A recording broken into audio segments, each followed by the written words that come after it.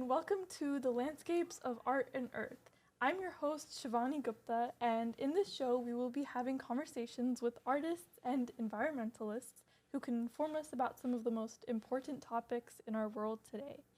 Today, we are joined by Jayna Dias, a Senegalese-American artist who is a student at USC pursuing a Bachelor of Arts in Art and graduating this semester. Today, we will be talking about her work, the themes she explores, and her journey as an artist. So thank you so much for coming on today. I wanted to start off by asking, when and how did you begin your journey as an artist? Well, first of all, thank you so much for having me. I'm really excited to be here. But for art, I've honestly always been drawing. It started more with inspiration from like cartoons and animations that I would watch growing up. But I think it was high school when I really started to take art seriously, and that's when I got into painting, and now that's like kind of my preferred medium. But I always had so many creative ideas as a kid, and I just found that art was my outlet to kind of release them. That's amazing. How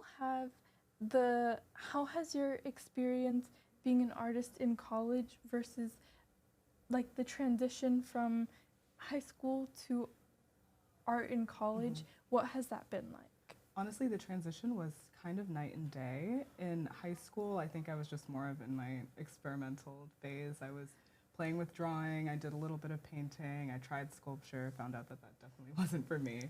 So I think when I came into an undergraduate program, I had all of these ideas that were all over the place, but then once I had more directions from professors, I kind of knew the focus and angles that I wanted to take. The fun thing about undergrad is that I got to explore those mediums a lot more and just had so many more opportunities with things like exhibiting and just collaborating with other artists and stuff. So I was able to see kind of how I wanted to articulate myself as an artist, and it was less of just playing around and seeing what actually looks good. That's amazing. And that's a perfect segue into my next question, which is what are some of the themes that your artwork currently focuses on today? Today, I'm very much interested in gender, sexuality, and race, and also just the intersection of all of those themes. Anything that has to deal with intersectionality and just this experience of being a Black female, but also being a Black female with ties to Africa as a Senegalese-American, but was raised in the States, so my relationship with Senegal is a little bit estranged. So all of those things kind of amalgamate into one experience, and I think that's what my art is about. It's showing how Blackness and femininity is something that's holistic and not separate fields. So just kind of my own personal experiences, but then I'm minoring in culture, media, and entertainment, so I pull a lot from like Black theory and feminist theory and gender and queer theory and all of that kind of stuff. So merging academia with personal experiences is kind of the route I've been taking. And was this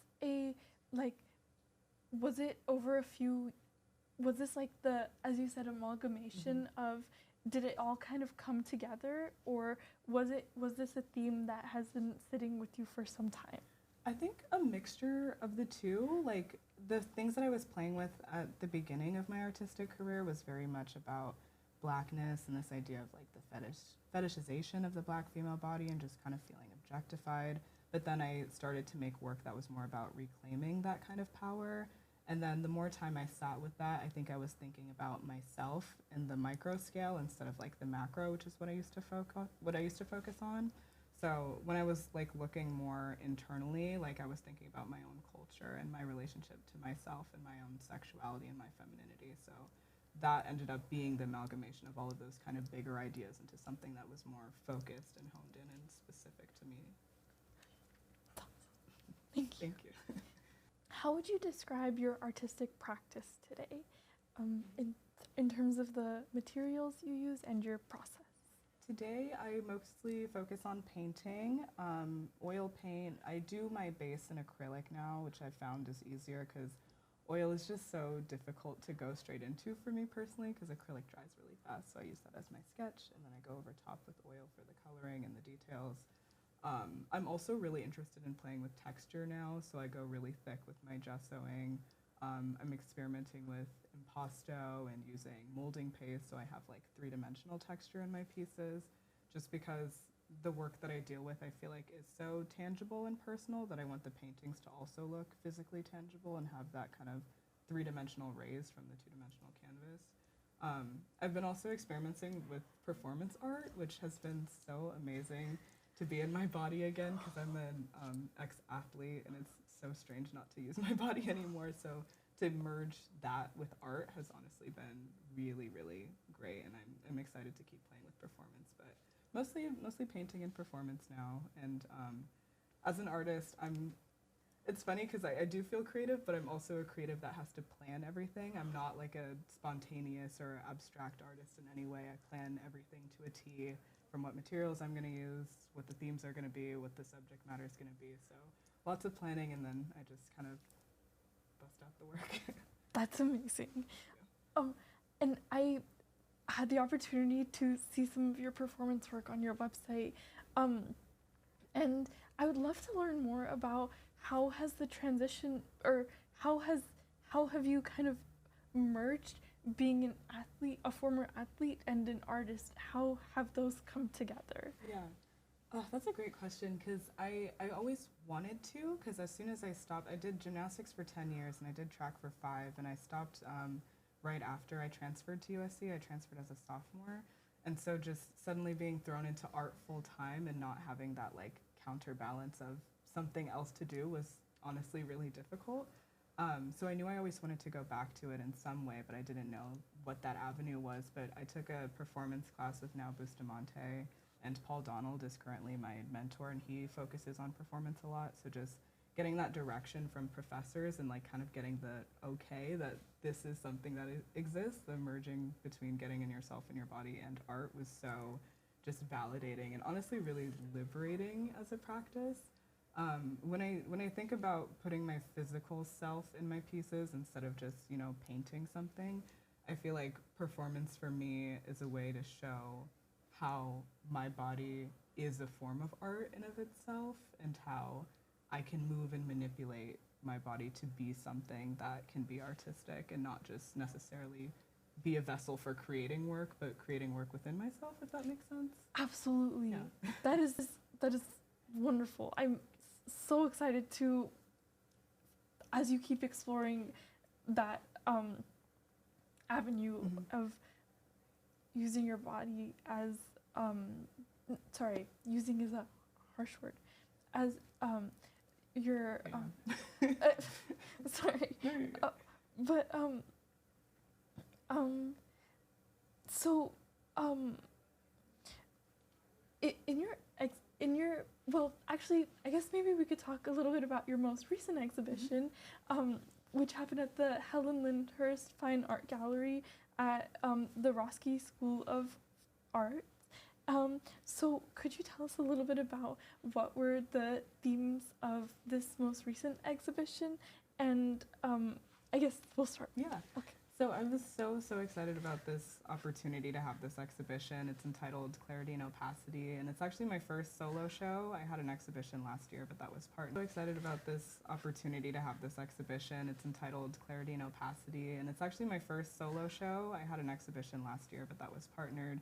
So having that experience, I think, really propelled me to want to do a show on my own, because I was like, okay, I know I can exhibit, I know I can put work on the wall, and I just need to focus on some kind of project that I can have, just all of my own work up on. And so Clarity and Opacity was funded through the Macomber Travel Grant, which is like a USC grant that was awarded to, I believe, 2 undergraduate seniors to fund an international travel that would then be an art exhibition.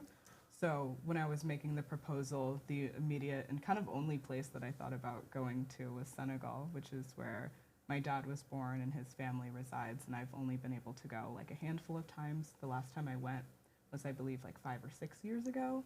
So thankfully got the grant. So once I got it in May of 2023, that summer, I went to Senegal, like studied, stayed with family, researched, went to a bunch of museums and galleries and monuments, and also just researched everyday life because I wanted to have a reconnection with Senegal because I just feel so distant from it.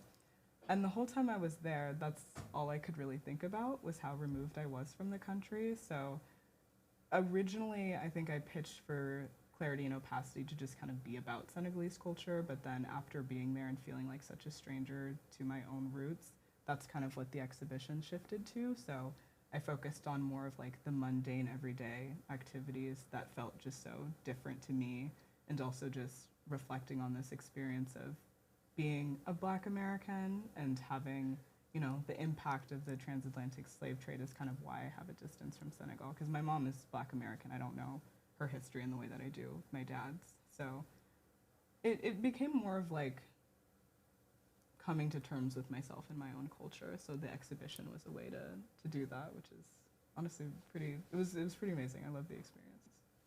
That's incredible. And what do you hope that viewers took away from your exhibition?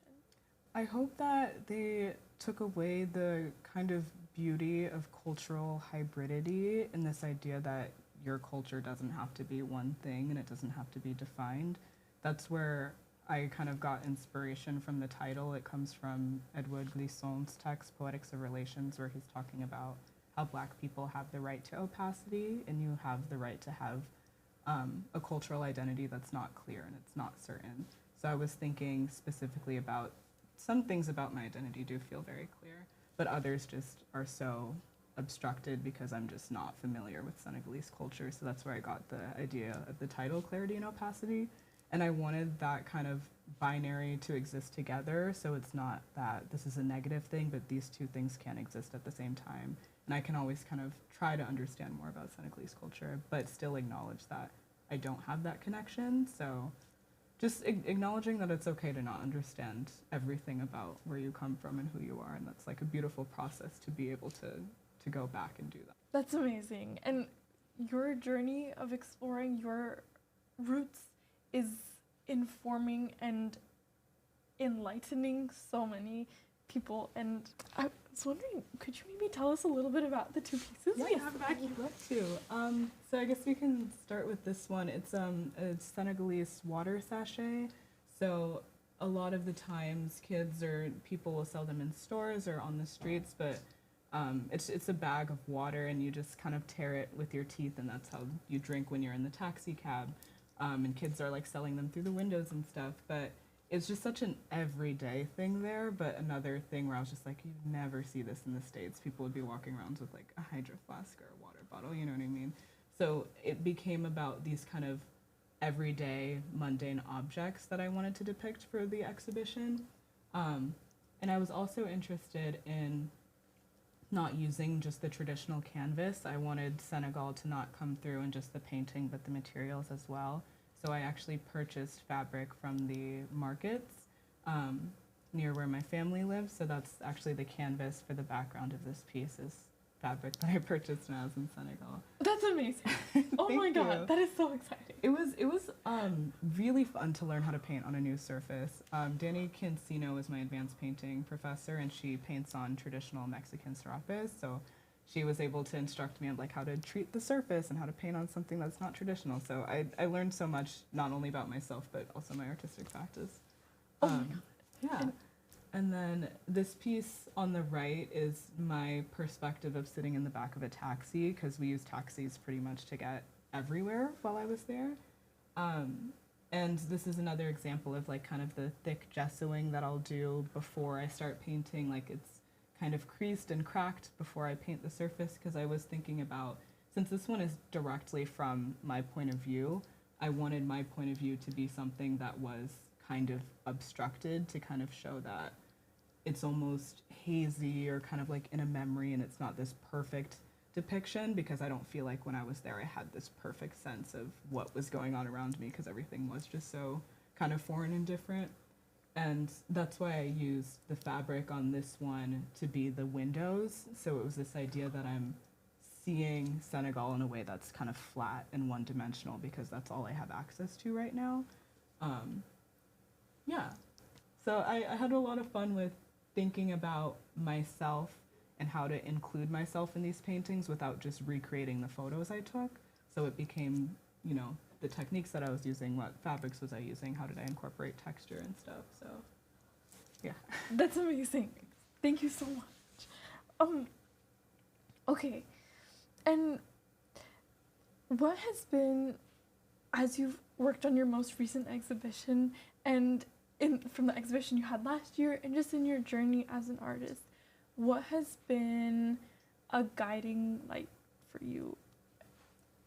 My family. It's like the most, I don't know, sappy answer, I guess. That's but beautiful. They're just so supportive of my career and my passion. Like, studying art is not something that I think every family or parents would be supportive of, but mine have like literally supported my artistic journey ever since I was like 6 and just doing drawings in kindergarten. I always had my stuff on the walls and on the refrigerator and stuff. So it's honestly been such a blessing to be able to have a passion that I've had for so long, and just being able to continue to cultivate it and have the environment to cultivate it, and also just having family and everybody being so receptive of the work that I make.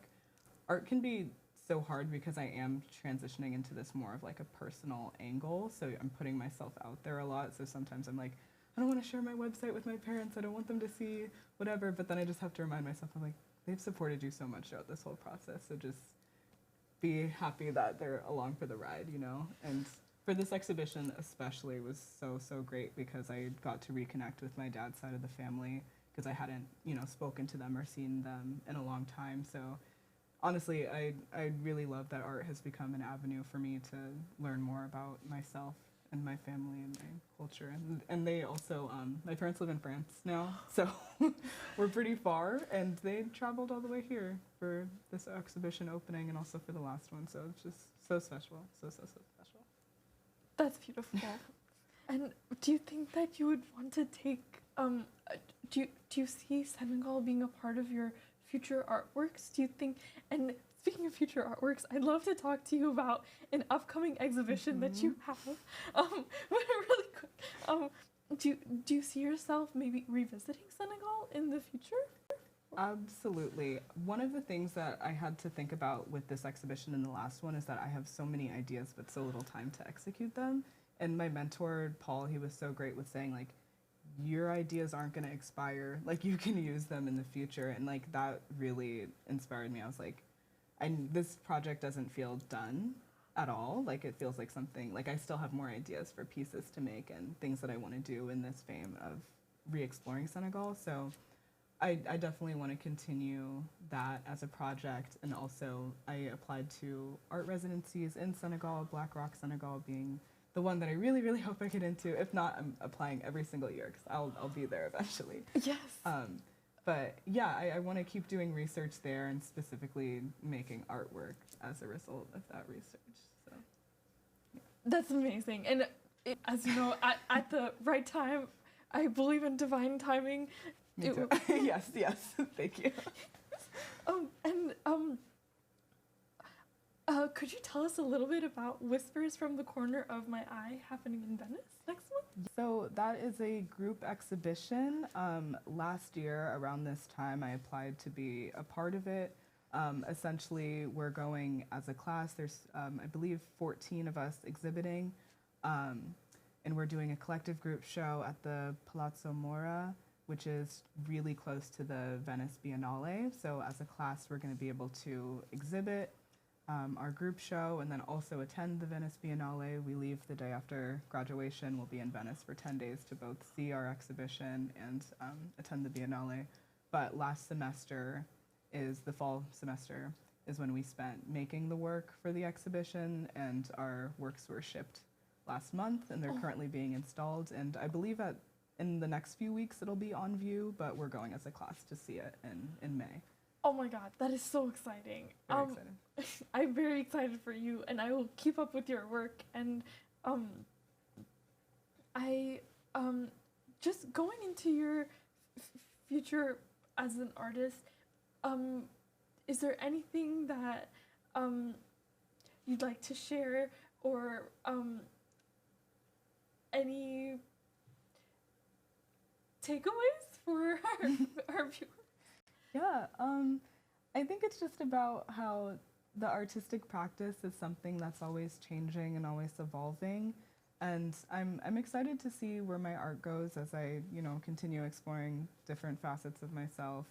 I think temporality, where you exist and who you are and when, all of those things influence your artwork and yourself ultimately. So I'm excited to see how my work fluxes and changes, because it already has so much. I was born in Oregon, raised in the suburbs of Illinois, went to school in France for a year, and now I'm in LA. And all of those different spaces, I feel like I was not a different person necessarily, but I had a different angle, different perspective. So my art reflected that. So wherever the wind takes me, I'm happy to go, and I'm like excited to see what my work ends up looking like. But the game plan right now is just to apply to as many art residencies as possible, hopefully work doing some curatorial stuff, work in galleries and museums, and then eventually go back to get my MFA in about a year or two, and hopefully just live off of being an artist. That's the end goal. That's the end goal. It's gonna be amazing. Thank you. I am so thankful for your time and for your energy and for you coming and being here. It was a blessing to talk to you today. And is there anything that, where can viewers find your work? Yeah, currently I just updated my website, so a lot of these pieces are on there, as well as other things that I've been working on this year. It's Jayna, Jayna, Dias, DIAS.myportfolio.com. Yeah, my Instagram, I guess, is JAYNA_DIAS. Those are the areas where you can bid with my work the most. Okay, yeah. Amazing. Thank you so much, Jayna. And I think that's all we have for today. Thank you for tuning into our show today, and I am looking forward to seeing you next time.